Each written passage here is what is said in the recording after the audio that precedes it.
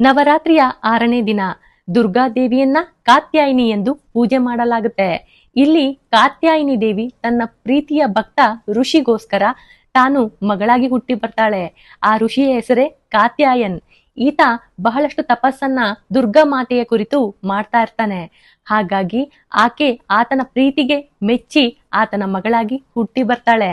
ನಂತರ ಏನಾಗುತ್ತೆ ಈ ರಿಪೋರ್ಟ್ ನೋಡ್ಬೇಕು ಅಂದ್ರೆ ನೀವು ನನ್ನ ಚಾನಲ್ನ ಫಾಲೋ ಮಾಡಲೇಬೇಕು. ಈ ಸಣ್ಣ ವಿಡಿಯೋ ನಿಮಗಾಗಿ. ಎಮ್ಮೆಯ ತಲೆಯ ರಾಕ್ಷಸ ಮಹಿಷಾಸುರ ಯಾವುದೇ ಪುರುಷ ಅಥವಾ ಪ್ರಾಣಿಯಿಂದ ಕೊಲ್ಲಲು ಸಾಧ್ಯವಿಲ್ಲ ಎಂಬ ವರವನ್ನ ಬ್ರಹ್ಮನಿಂದ ಪಡೆದಿರ್ತಾನೆ. ಹಾಗಾಗಿ ತಾಯಿ ದುರ್ಗಾದೇವಿ ಕಾತ್ಯಾಯಿನಿ ರೂಪದಲ್ಲಿ ಆತನನ್ನ ಸಂಹಾರ ಮಾಡ್ತಾಳೆ. ಆತನನ್ನ ಕೊಲ್ಲಲು ಅಷ್ಟೊಂದು ಈಸಿಯಾಗಿ ಸಾಧ್ಯ ಆಗೋದಿಲ್ಲ. ಆಗ ತ್ರಿಮೂರ್ತಿಗಳೆಲ್ಲ ಬ್ರಹ್ಮ ವಿಷ್ಣು ಶಿವರು ತಮ್ಮ ಶಕ್ತಿಗಳನ್ನು ಒಟ್ಟುಗೂಡಿಸಿ ಕಾತ್ಯಾಯಿನಿಗೆ ದೈವಿಕ ಶಕ್ತಿಯನ್ನು ತುಂಬುತ್ತಾರೆ. ನವರಾತ್ರಿ 6ನೇ ದಿನ ಬಹಳನೇ ಮಹತ್ವ. ಈ ಶುಭ ದಿನ ಭಕ್ತರು ದುರ್ಗಾದೇವಿಯನ್ನ ಕಾತ್ಯಾಯಿನಿ ಎಂದು ಪೂಜಿಸ್ತಾರೆ. ಯಾಕಂದ್ರೆ ಈಕೆಯ ಈ ರೂಪ ಅತ್ಯಂತ ಶಕ್ತಿಶಾಲಿ. ಆಕೆಯನ್ನ ಇನ್ನೊಂದು ಹೆಸರು ಯೋಧ ಮಾತೆ. ಆಕೆಗೆ ಚಿನ್ನದ ಬಣ್ಣವಿದೆ, ಲಕ್ಷಾಂತರ ಸೂರ್ಯನ ಹೊಳಪಿದೆ ಮತ್ತು ಸಿಂಹದ ಮೇಲೆ ಸವಾರಿ ಮಾಡ್ತಾಳೆ. ಆಕೆಯ 4 ಕೈಗಳಲ್ಲಿ ಪ್ರತಿಯೊಂದರಲ್ಲೂ ಕತ್ತಿ ಮತ್ತು ಕಮಲ ಅರಳಿವೆ.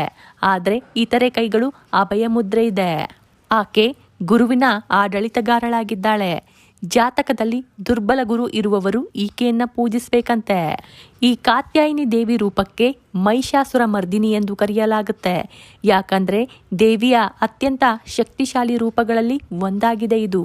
ಕಾತ್ಯಾಯಿನಿ ದೇವಿಯ ಬಣ್ಣ ಬೂದು. ಕಾತ್ಯಾಯಿನಿ ದೇವಿಯನ್ನ ಮೆಚ್ಚಿಸಲು ಮತ್ತು ಆಶೀರ್ವಾದ ಪಡೆಯಲು ಭಕ್ತರು ಶೃಂಗಾರ ವಸ್ತುಗಳು ಮತ್ತು ಸಿಂಧೂರವನ್ನ ಅರ್ಪಣೆ ಮಾಡ್ತಾರೆ. ಇದು ವಿಶ್ವವನ್ನ ಆಕ್ರಮಿಸಲು ದುಷ್ಟಶಕ್ತಿಗಳನ್ನ ನಿರ್ಮೂಲನೆ ಮಾಡಲು ಅವಳು ತೆಗೆದುಕೊಂಡ ಉಗ್ರ ಮತ್ತು ಶಕ್ತಿಯುತ ರೂಪವನ್ನ ಪ್ರತಿನಿಧಿಸುತ್ತೆ.